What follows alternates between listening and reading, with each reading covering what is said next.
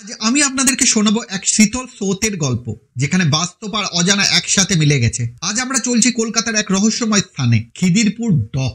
এক সময় এখানে ছিল ব্রিটিশদের নৌঘাঁটি। শোনা যায় এক নাবিক বিশ্বাসঘাতকতার অভিযোগে এখানে নির্মমভাবে হত্যা করা হয়েছিল। মৃত্যুর আগে সে নাকি চিৎকার করে বলেছিল, আমি ফিরে আসবো, আমি এই জলেই রয়ে যাব। তারপর থেকে গভীর রাত হলেই দেখা যায় এক ছায়া মূর্তি, ভেজা পোশাক, রক্তাক্ত শরীর আর চোখে অমোঘ অভিশাপের ছাপ। অনেকে জানান একাকী নৌকায় বসে থাকলে কারো যেন ঠান্ডা নিঃশ্বাস তাদের গায়ে লাগে। কখনো বা আচমকা নৌকা দুলে ওঠে, যেন কেউ সেটিকে ধরে টানছে। খিদিরপুর ডকের এক পুরনো কর্মী বলেছিলেন, আমি নিজে শুনেছি রাতে নৌয়ার গড়িয়ে পড়ার শব্দ, অথচ সকালে গিয়ে দেখি সব ঠিকঠাক আছে। আমরা জানি এখানে কিছু একটা আছে। অন্য এক নাবিক জানান, একবার আমার এক সহকর্মী রাতে একা ছিল ডকে, সে ফিরে এলো না। পরের দিন সকালে তার দেহ পাওয়া গেল জলে ভাসতে। মুখে ছিল এক অদ্ভুত ভয়ের ছাপ, যেন সে কিছু দেখেছিল যা সে বর্ণনা করে যেতেও পারেনি। এই ঘটনার সত্যতা আজও প্রমাণ পাওয়া যায়নি, তবে সাহস থাকলে একবার গভীর রাতে খিদিরপুর ডকে যান। হয়তো আপনিও শুনতে পাবেন সেই ভয়ঙ্কর ফিসফিসানি, কিংবা দেখতে পাবেন নাবিকের ছায়া, যে আজও ফিরে আসার প্রতিশ্রুতি রেখেছে। আপনি কি কখনো এমন অভিজ্ঞতার মুখোমুখি হয়েছেন? আমাকে জানান। আমি সব্যসাচী। আবার ফিরবো এক রহস্যময় নতুন গল্প নিয়ে। ভয়ের জন্য প্রস্তুত তো?